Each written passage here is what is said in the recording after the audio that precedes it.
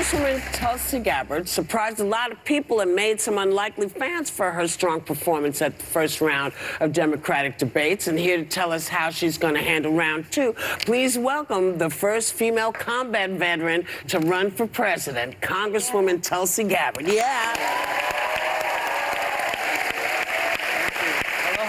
So, we were talking a little bit today about the situation down in Puerto Rico. Yes. And you traveled there and to stand in solidarity with the protesters who are calling the governor on him to resign. So tell us what you saw and what you heard. It was incredible. You know, the energy, you can see it in some of the video and some of the pictures, but it's unlike any other protest I've ever seen, where you have thousands of people coming together, people who are elderly walking with canes, little kids, families, students, people of all ages, walks of life, singing, playing music, dancing, and really standing with a unified voice. Yes, calling on the governor to resign, but really what's driving this is more than these leaked chats. It's really this long-standing corruption that people there have been suffering under, and that really came to light in the aftermath of Hurricane Maria. So with a lot of the folks that I talked to, they said this is about life and death. You know, seeing their loved ones struggle and suffer because they couldn't get clean water after the hurricane for months. They couldn't get electricity. So this is a breaking point, and I don't think they're going to back down until he resigns, which is the right thing. Well, do you think it's odd that we're seeing this in little tiny places, this idea that the rule of law it seems to be eroding? Yeah, that's the danger. And I was asking some of the folks there, well, what happens if he doesn't? And that's one of their fears, is if he doesn't resign, then it shows there's no accountability. You know, you can get away with not just saying really, really offensive things and making threats against women and other government officials, but you can get away with stealing taxpayer dollars, lining your own pockets with dollars that were meant to help people in their greatest time of need. Yes, Medicaid money, education money. Sounds familiar. Across the board. Well, Congresswoman, you made a huge impact in the first debate, and I was actually one of the people tweeting how impressed I was with your performance.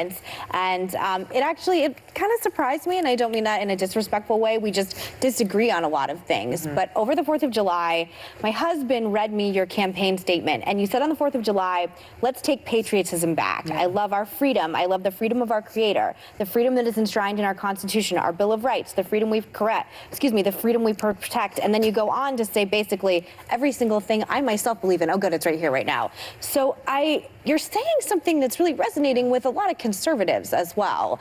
And I just want to know, this pro-America, pro-God, pro-gun message, do you think it's getting so much attention because it is different than a lot of people in the rest of the Democratic field? It really is centered on our freedoms, who we are as Americans. And so when I wrote that email and sent it out about reclaiming our patriotism, it really was a message of a reminder to all of us in this country at a time when we are becoming increasingly divided, where identity politics are being used to kind of tear people apart for political interests, rather than remembering and recognizing what unites us, the freedoms and principles that are enshrined in our Constitution that we continue to strive to uphold as we work towards this more perfect union, recognizing, yes, we're going to have some differences. When I was deployed with people from different political parties, different religions, races, ethnicities, but we stood together, working as one, focused on that singular mission that we have as service members of serving our country and protecting the American people. And it is those ideals that are at the foundation of who we are as Americans that I think we can and we should all agree on. And that can be the starting point for us to begin to rebuild these bridges and say, you and I may disagree on some things, but I think that our love for our country and our love for each other and for our future is the most important foundation for us to be able to unite as a country. This is why I'm running for president, because our current president is doing the exact opposite of that, tearing us apart. I saw you on the Bill Maher show. You were very good on that show. Thank you. And you were kind of funny too. Everybody's funny on that show, right? But you know, he pushes it out of you. Yeah, but it's interesting because some prominent figures on the right, extreme right, are praising you. They like you. David Duke, the Klans guy. He likes you. He also Culture likes like- Ilhan Omar, by the way. Does he? Yeah. So you've disavowed him. Of course. Of course. And everything that he stands for. Of course. Why was he like you? Look, I think that, first of all, we shouldn't give David Duke any oxygen It's at Duke, all. singular. Thank God there's only one of them. That's right. I think that what I've seen and what I've heard as we've been going through this campaign, both in big cities and in small towns, is we've got Democrats, Republicans, and independents, people from across the political spectrum coming together, coming to our town halls, coming to our events. Yeah. Saying we can, as we just said, we can disagree on a number of issues, but this issue of the cost of war and the experience that I bring to this most important responsibility that the president has as commander-in-chief, and ending these wasteful regime change wars. Well, they see you as an isolationist. That may be one of the reasons. There's two different things here. And I think ending regime change wars is often, unfortunately, mistaken as being an isolationist. But this speaks to the problem, I think, with the mindset that some folks have, saying, well, if we're not bombing other countries, or if we're not levying crippling economic sanctions, then we must be turning our back on the world. When what I'm saying is we have to end these wasteful wars that are costing us as taxpayers so much money, that are coming out of our schools, out of our hospitals, out of our communities, and instead invest here at home and be leaders in the world and be a force for good. Yes. Build relationships on cooperation rather than running around with a stick saying, Yeah, I understand that, but they also say that they support you because they say that you support extreme vetting of Syrian refugees, and also that you criticized Obama for not saying radical Islamic terrorism. Well, I don't want to talk about what they're saying. This is what they say about you, I get it. and why they say, Ann Coulter says, oh, goody for Tulsi. Look, I will never apologize for making it my priority to keep the American people safe. That's the bottom line. And so as we look at the policies that we have, that Congress is considering, the job that the president has as commander-in-chief, this has to be at the forefront of the decisions that are made. And the problem with our foreign policy for so long has been, this has been lost. And this is how we see, for example, with the Iraq war, the decision to go to war that I served in, a war that we lost thousands of my brothers and sisters in uniform. Right, big mistake. That decision was not made in the best interest of the American people. And frankly, it wasn't made in the best interest of anybody. The Iraqis. Exactly. I mean, nobody. Exactly. Nobody, that's true. The president hasn't backed down on his attacks on the 4 freshman congresswomen. This weekend, he tweeted this: I don't believe the 4 congresswomen are capable of loving our country. Do you think the president is inciting violence against these women? The president is inciting racism and violence in our country as a whole. This is what's so dangerous about what he's doing, is he's using his platform to incite this racism and bigotry when really he's just doing it for his own political gain. And so when President Trump says, he's saying love it or leave it, right? What he's really saying is, love me or leave. He's making it about himself, saying that if you disagree with Trump, you disagree with his views, then you should leave.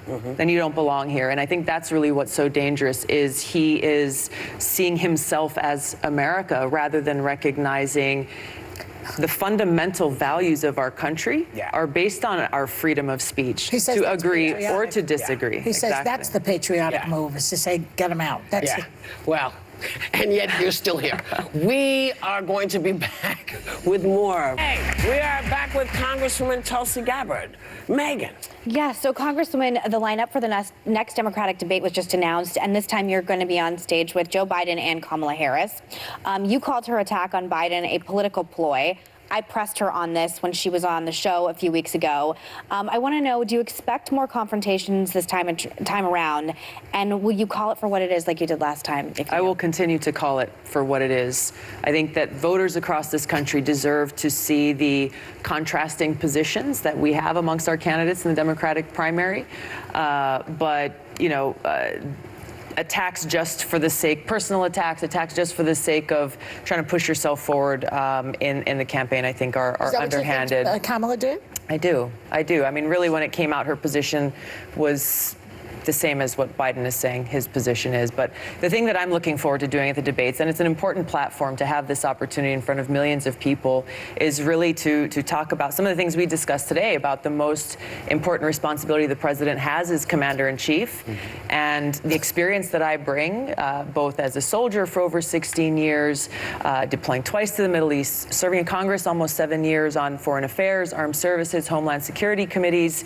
I have more experience in this area that prepare me to do that job of commander-in-chief on day one than the vast majority of candidates combined. And this worries me at a deeply personal level, because as a soldier, we've seen the consequence of having a president who has no experience in foreign policy, doesn't know what the consequences of decisions that he or she will be making. Well, talking about that, you weren't a participant in the debate the night that every Democrat on stage raised their hands for giving all undocumented immigrants health care.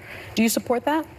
I think it's the wrong question to ask. What is the right question? The right question to ask is how we change our immigration policy so that we don't have millions of people who are living in the shadows who are undocumented. We have to make it so that, A, there is a path to legal residency or citizenship for those who are currently here so they can come out from the shadows. They're not dealing with this uncertainty that they have now, and that we actually reform this broken immigration system that really has not yet been reformed for purely political reasons. Make it so that there is an easier avenue for those who want to visit here or could one say that residency. These undocumented immigrants are getting health care by going to emergency rooms anyway? And that's driving up the cost of care. So that's the thing that needs to be corrected. It does need to be corrected, but again, I think it's important for us to stop reacting to the crisis of the moment, and we have to deal with these deeper-seated issues, otherwise they will never, ever be solved. Very quickly, do you support decriminalizing border crossings? That's something that I'm looking at. Now, I want to just make a brief comment on that, because 20 I think seconds. Decriminalizing could lead to open borders. Okay. We need safe, secure borders in this country. Thank you for your and service. we need to Only reform combat our laws. veteran running for president. Yes. Thank Thanks for you. Congresswoman Thank you, everybody. Tulsi Gabbard. We will be right back.